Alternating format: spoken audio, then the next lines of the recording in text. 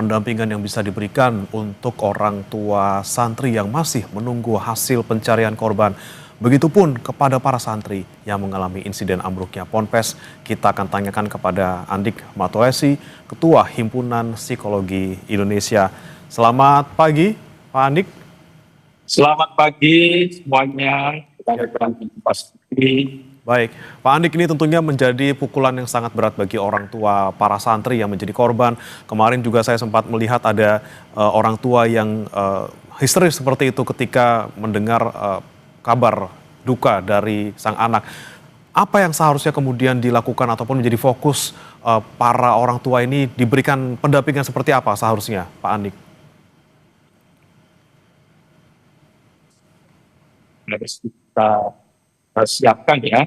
Yang pertama yang jelas peristiwa-peristiwa yang tidak bisa dikendalikan dan peristiwa yang mereka tidak bisa ramalkan akan meningkatkan stres, meningkatkan tekanan bagi mereka tidak hanya pada siswa atau yang menjadi korban dan kemudian selamat, tetapi juga para saksi, mereka yang melihat kejadian itu, dan juga orang tua mahasiswa yang tentunya kan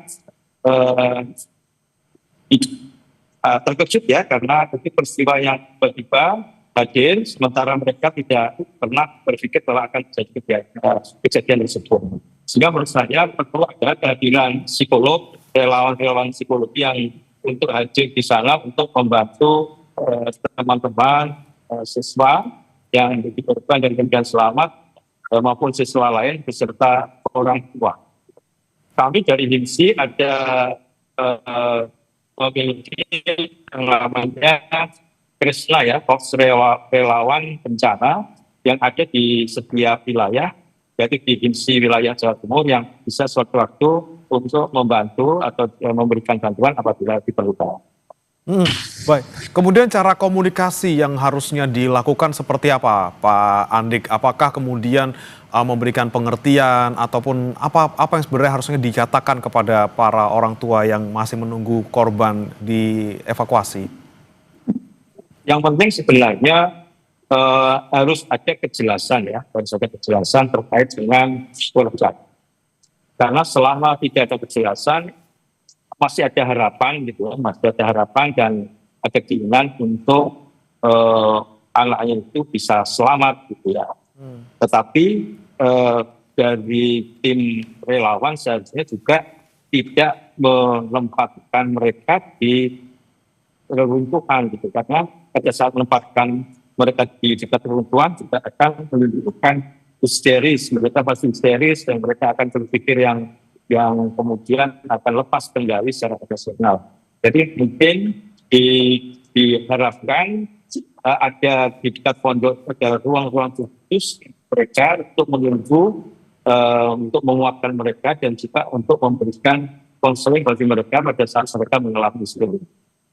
Oke, baik Pak Andik, ini kan selain yang kemudian lepas kendali, histeris luar biasa, ada juga yang mungkin tertekan sampai kemudian tidak bisa bicara, tapi ada juga mereka orang tua yang kemarin ketika saya lihat ada komunikasi dengan otoritas, mereka tetap tidak bisa terima, mereka menuntut segala macam kepada petugas untuk segera dievakuasi, padahal kondisinya tidak memungkinkan saat itu, saat masih banyak yang diperkirakan selamat. Bagaimana komunikasi otoritas sebenarnya ke para orang tua ini untuk memberikan pengertian kepada mereka, selain bisa menenangkan mereka, tapi juga bisa memberikan fakta yang sebenarnya di lapangan yang terjadi seperti apa? Kalau reaksi spontan pasti seperti itu ya. Siapa yang menghadapi kondisi apalagi itu terkait dengan anaknya pasti akan memunculkan reaksi-reaksi yang sangat emosional. Tetapi oleh karena itu ada satu dari pemerintah daerah atau Pemkab itu ada satu orang atau dua orang yang menjadi komunikasi, yang berkomunikasi dengan orang tua, menjelaskan dengan orang tua dan memberikan tempat khusus sehingga mereka tidak mengganggu proses evakuasi gitu ya. Jadi tidak bisa kemudian orang tua berada di situ setiap kali karena pasti pada saat melihat gedung yang seperti itu pasti ingin segera ketemu anaknya, apakah meninggal atau hidup, ada harapan ingin hidup, dan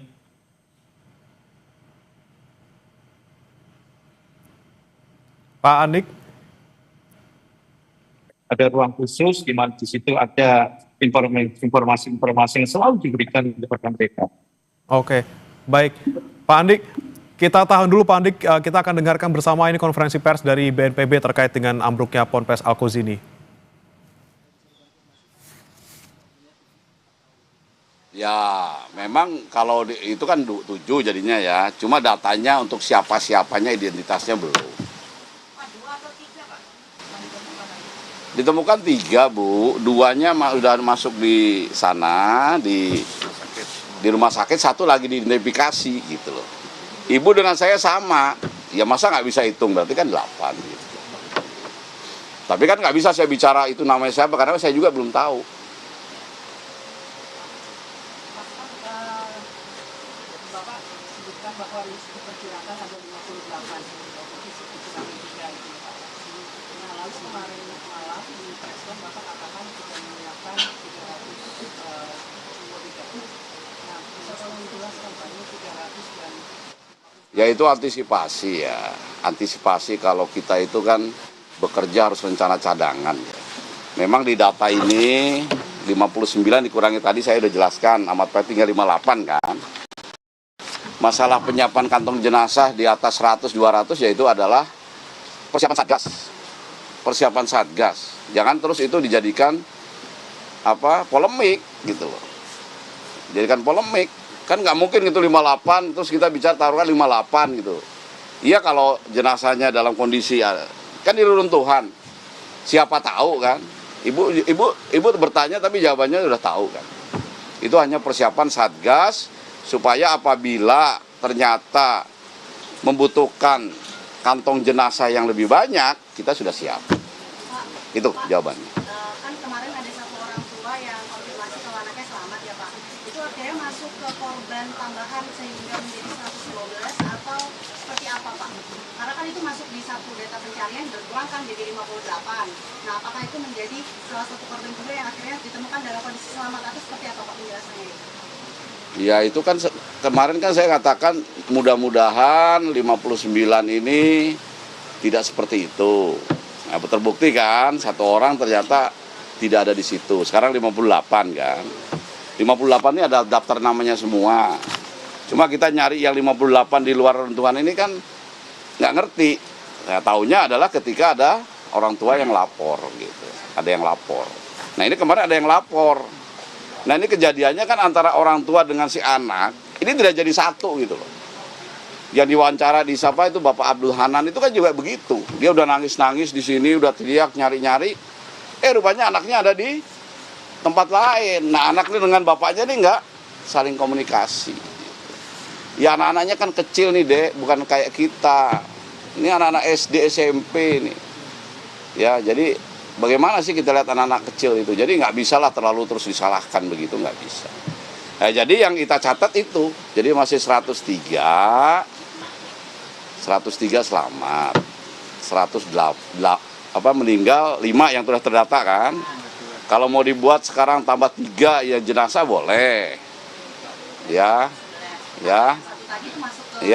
Masuk yang selamat. Ya, masuk yang selamat. Nah sekarang yang 58 berarti kurangi 3 kan. Nanti 58 silakan diakses siapa nama-namanya ini. Nah 58 di antara 58 ada yang 3 ini.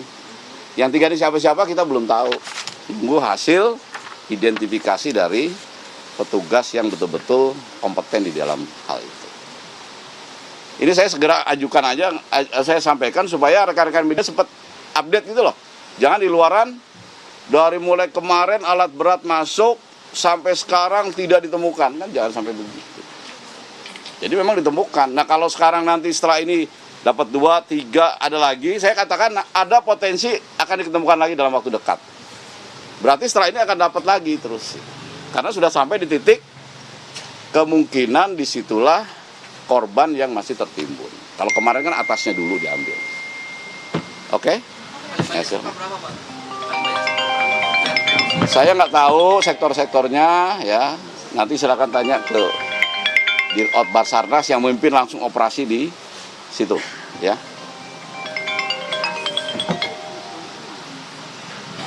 Ada lagi? Cukup ya? Cukup ya? Baik, kalau cukup nanti akan kita update terus. Tolong penyampaian saya ini disampaikan apa adanya ya kepada seluruh masyarakat, sehingga masyarakat yang mengikuti terus yang malam kegiatan kita di sini betul-betul paham bahwa kita sedang bekerja dengan sepenuh hati untuk menyelamatkan keluarga kita semua ini. Sekian, terima kasih, saya akhiri. Wassalamualaikum warahmatullahi wabarakatuh. Waalaikumsalam. Terima kasih Bapak. Terima kasih. Dulu gitu kan? Jadi Nempel saya terus itu kalau gantiin saya nanti. ini saya Bapak. 12. Iya. Karena tadi yang terakhir yang 3 itu yang korban kecil. Ini kan 2, jauh dari masalah. Sebenarnya ini 1 ini tumpuk dari 3 ini. Ini kan jadi 1. Ini yang terakhir di motong masuk motong pot. 112 sekarang ya. 108 tambah. Satu yang Selamat. sama tambah. Mana tadi yang tanya mbaknya itu? Mbak? Udah nggak di ini kan? Betul kan? 108. Ya, 108. Terus Tambah 3 yang masuk ini. 111. Tambah 1 yang sama yang ditemukan selamat. ya mudah-mudahan itu aja lah. Gitu ya Bu ya. Nggak ada masalah ya, kantong jenazah itu gini loh.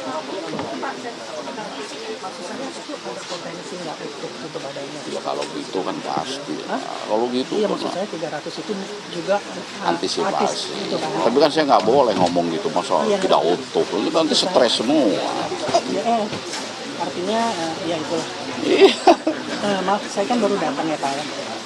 Jadi yang sekarang kan tadi Bapak bilang mudah-mudahan ada potensi untuk menemukan wilayahnya karena sudah masuk ke titik korban.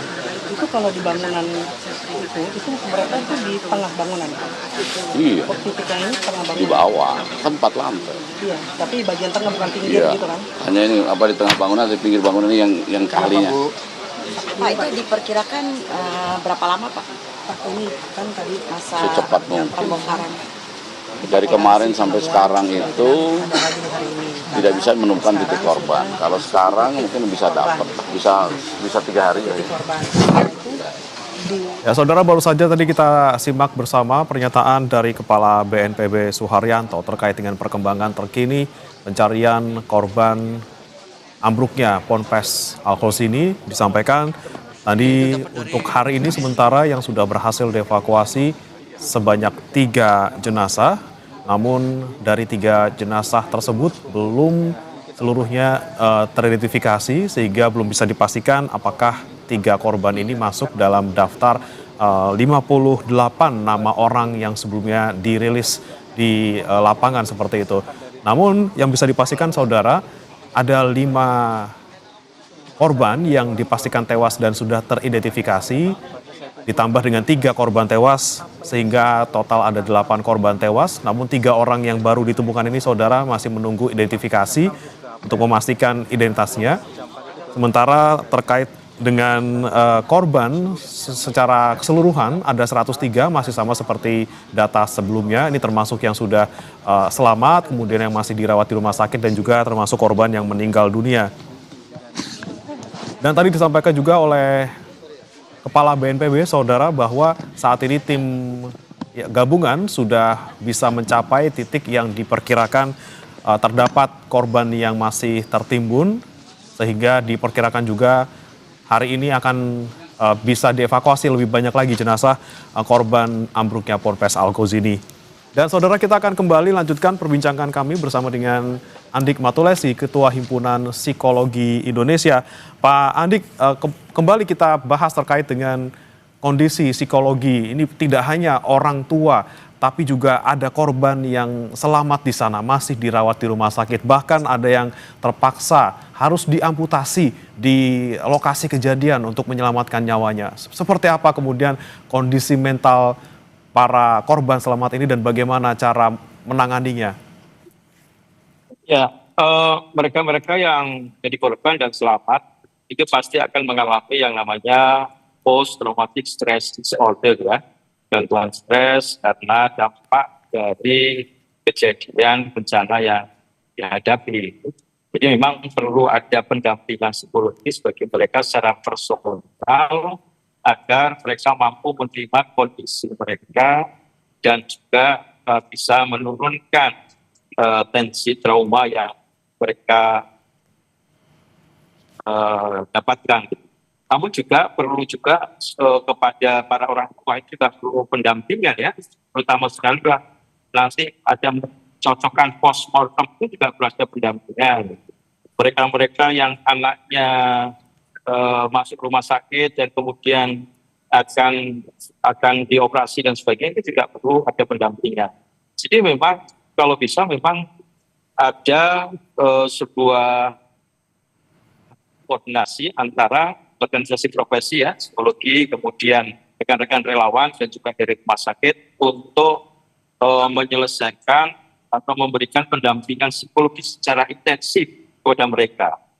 Karena kalau itu tidak dilakukan, maka akan menimbulkan trauma yang berkepanjangan. Jadi memang harus ada tempat yang khusus, sekali lagi, harus ada tempat yang khusus bagi orang tua untuk mendapatkan pendampingan psikologis baik bagi orang tua yang anaknya belum ditemukan maupun orang tua yang anaknya masuk rumah sakit tapi harus dioperasi gitu ya. Saya harus mengalami disabilitas. Kemudian juga anak siswa-siswa lain yang sebenarnya mereka melihat proses itu dan selamat gitu. Itu pun sebenarnya juga akan mengalami PTSD gitu ya, post traumatic stress disorder, yang juga harus mendapatkan penanganan psikologi juga. Jadi memang ini sebuah bencana yang korbannya banyak sehingga memerlukan yang dampaknya juga besar sehingga memerlukan pendampingan psikologis yang serius dari tidak hanya di pemerintah kabupaten juga di pemerintah pusat. Oke, baik. Tapi kalau secara teori Pak Andik terkait trauma yang dialami pasca bencana seperti itu, mungkin ada beberapa kasus khusus yang memang tergantung orangnya gitu ya, ada yang memang sangat trauma gitu, ada yang kemudian netral saja. Secara normal sebenarnya kalau seorang yang menjadi korban ataupun keluarga menjadi korban, berapa lama butuh waktu untuk bisa sembuh?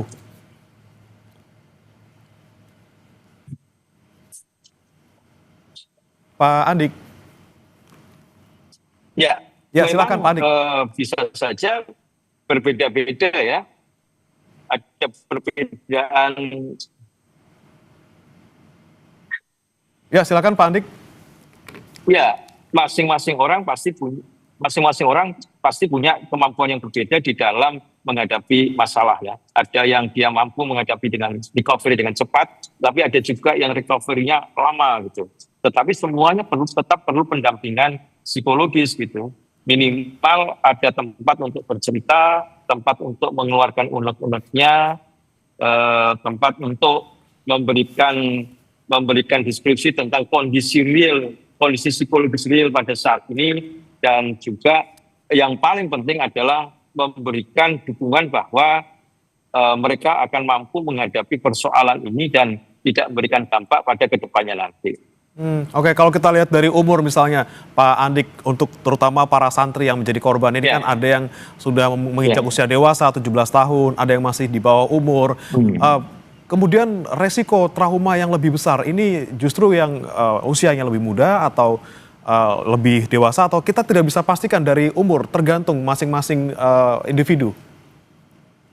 Secara teoritis sih sebenarnya mereka yang di bawah umur itu akan memberikan dampak yang lebih luas karena mereka itu sulit untuk mengungkapkan pandangan-pandangannya.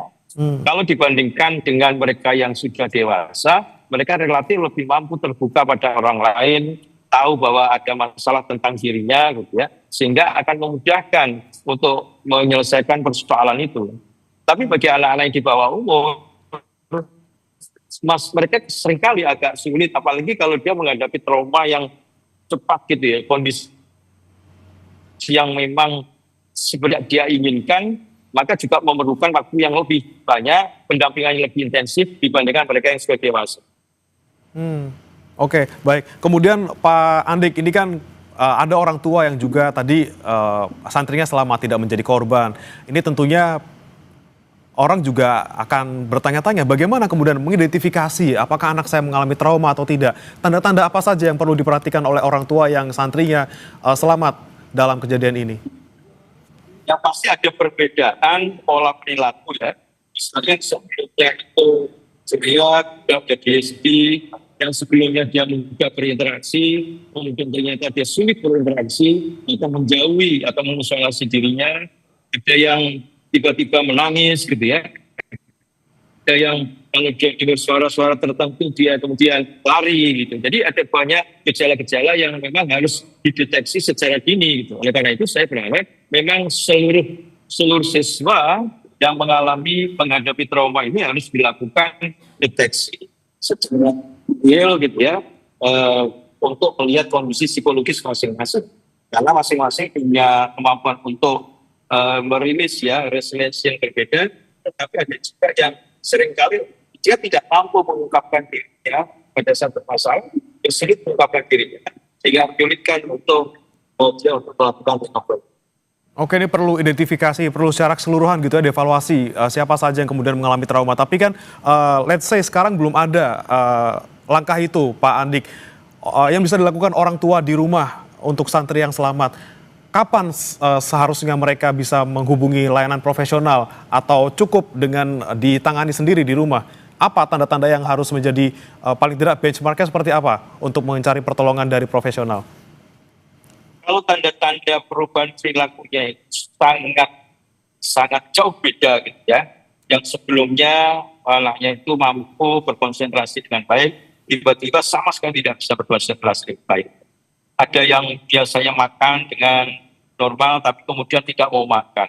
Ada yang dia misalnya mendengar suara, bukan suara-suara yang kencang, itu kemudian dianalogikan dengan suara-suara gemuruh bangunan yang roboh gitu. Jadi bisa banyak sekali perubahan-perubahan perilaku yang harus dideteksi oleh orang tua gitu. Oleh karena itu saya yakin, saya merasa perlu bahwa mereka itu kan tidak harus secara personal didekati dalam pendampingan psikologis ya. Bisa juga secara komunal, secara kolektif dikumpulkan untuk mereka mampu untuk mengungkapkan dirinya dalam apakah masih ada problem-problem yang terjadi pada mereka. Baik. Pak Andi, kita kembali mungkin ke korban yang kurang beruntung. Ada salah satu beberapa yang kami cermati kemarin lagi-lagi diamputasi di lokasi kejadian, bahkan menyaksikan sendiri di depan matanya sendiri rekannya harus meninggal dunia tidak selamat, sementara dia beruntung berhasil selamat. Kemudian bagaimana nih kemudian memulihkan trauma khususnya bagi korban tadi yang menyaksikan langsung bagaimana temannya meninggal dunia dan juga harus kehilangan anggota tubuhnya secara permanen. Bagi survivor yang selamat, tapi dia juga mengalami kendala secara fisik, maka memang harus mendapatkan pendampingan secara khusus dari psikolog.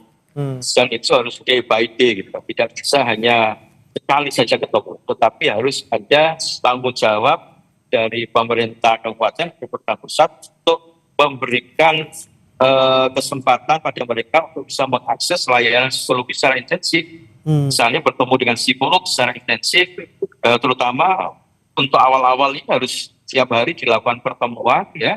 Nanti kalau sudah mulai ada perubahan yang lebih baik, maka baru kemudian bisa 2 minggu sekali atau 3 minggu sekali gitu. Tapi untuk awal-awal ini pasti harus ada pendampingan psikologis yang intensif, pendampingan dari psikolog yang intensif bagi mereka yang survivor yang melihat kondisi langsung temannya meninggal dan juga dia mengalami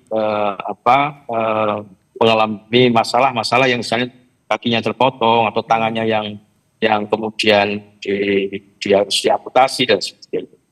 Oke, baik Pak Andik, yang kita cermati lagi-lagi nih ke santri yang masih selamat, tentunya kedepannya mereka juga tetap harus melanjutkan pendidikannya. Mungkin ketika mereka sudah secara mental sembuh gitu ya, sudah bisa melupakan paling tidak kejadian di pesantren ini. Tapi ketika mereka harus bersekolah lagi di sekolah yang sama, di lokasi yang sama, kemungkinan mungkin akan mereka mengingat lagi trauma tersebut. Apa yang seharusnya dilakukan? Apakah mereka harus pindah sekolah atau seperti apa yang harusnya dilakukan, Pak Andik? memang tidak mudah ya bagi siswa lain melihat teman dekatnya, melihat sahabatnya, melihat orang lain dalam posisi yang menghadapi sebuah kejadian yang besar gitu. Saya yakin siswa tersebut akan agak sulit ya untuk kemudian tetap berada di sekolah itu gitu. Ya, jadi memang kalaupun mereka mau bersekolah itu harus ada jaminan keselamatan bahwa gedung-gedung itu dilakukan kajian kembali gitu. Terutama terkait dengan gedung-gedung lain yang nantinya akan dijadikan tempat sekolah gitu. Ini menurut saya penting karena kalau kemudian berlalu begitu saja, sementara tidak ada informasi tentang keamanan dari ruang-ruang atau gedung-gedung sekolah itu, saya yakin pasti anak-anak tidak mau lagi berada di sana gitu. Bagi mereka keselamatan, apalagi misalnya orang tuanya pun tidak mendukung itu gitu ya. Orang tuanya tidak mendukung dan ada banyak alternatif untuk mendapatkan sekolah selain di situ, itu juga akan membuat mereka tidak mudah untuk kemudian sekolah lagi di sana. Baik, Pak Andik, kalau kita perhatikan beberapa hari terakhir ini memang keluarga para korban yang masih tertimbun ini kan dikumpulkan di satu tempat yang mungkin tidak jauh dari lokasi seperti itu. Ada yang kemudian lagi-lagi saya sampaikan sangat-sangat histeris, ada yang bisa tenang, ada yang sampai tidak bisa berkata apa-apa. Ketika misalnya mereka yang secara emosi terlihat stabil, tapi di sampingnya ternyata ada yang kemudian histeris, ini apakah mungkin bisa mempengaruhi juga mental ataupun psikologi dari orang tua lain yang tadinya tenang bisa menjadi histeris ataupun semakin tertekan, seperti itu Pak? Pasti, karena dalam konteks histeria itu, pada saat orang lain melihat kondisi yang lain akan dapat mempengaruhi kondisi psikologis rekan-rekan atau orang yang melihat gitu. Jadi memang itu menurut saya hal yang normal ya, orang histeris, kemudian orang akan teriak-teriak, orang yang ada yang pingsan, ada yang kemudian tidak bisa berkata-kata, itu pasti akan muncul itu. Tidak mungkin orang tua kemudian bisa menerima kondisi anaknya karena itu sesuatu yang tidak pernah diprediksikan, diramalkan sebelumnya. Oleh karena itu, kalau menurut saya, kalau sudah ada gejala-gejala yang sangat intens, misalnya dia sampai teriak-teriak dan kemudian pingsan berkali-kali, itu mungkin perlu ada penanganan lebih lanjut dan tidak ditaruh yang sama dengan mereka-mereka yang relatif reaksinya menjadi lebih normal gitu. Jadi jangan sampai nanti akan kondisi yang parah itu akan memberikan dampak pada yang lain yang sebenarnya tidak banyak terkena dampak terkait itu, atau ada yang bisa menerima tapi mungkin ya nangis pasti ya. Tetapi ada juga yang gejala-gejala yang misal lebih agresif, kemudian depresif, ya harusnya memang harus ditempatkan di tempat yang berbeda, yang lebih banyak mendapatkan pendampingan eksklusif, pendampingan psikologis yang eksklusif dari para psikolog. Oke, harus dipisah ya Pak ya. Sekali lagi untuk bisa ditangani lebih serius dan juga tidak mempengaruhi mental orang tua yang lainnya. Kemudian Pak Andik, yang kami penasaran juga dalam psikologi gitu ya, apa sih yang kemudian dilakukan untuk menangani trauma? Apakah dengan mendengarkan, ataukah dengan memberikan validasi emosi, atau kita berikan pengalihan? Misalnya ada yang kalau anak-anak diberikan kegiatan mewarnai, menyanyi bersama. Seperti apa sih sebenarnya penanganan trauma yang dilakukan oleh psikolog misalnya?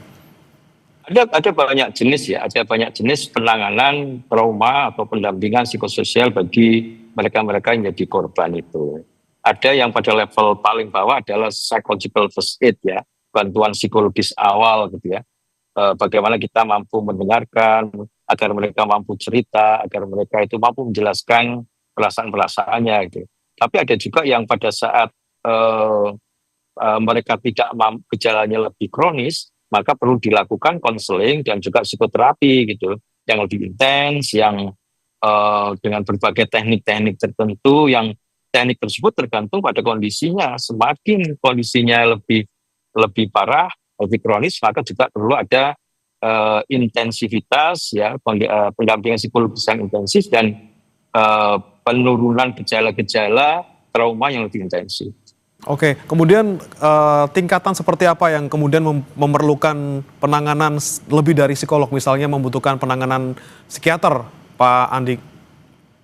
Kalau gejala-gejalanya sudah sampai pada ketidakmampuan dia membedakan antara realitas dan bukan, misalnya ya, dia tidak lagi mampu berinteraksi secara intensif dengan orang lain, dan kemudian dia punya gejala-gejala yang parah, misalnya ada keinginan-keinginan untuk bunuh diri, ada keinginan-keinginan yang dia merasa split personality gitu ya, merasa dirinya tidak lagi menjadi diri sendiri tapi menjadi orang lain.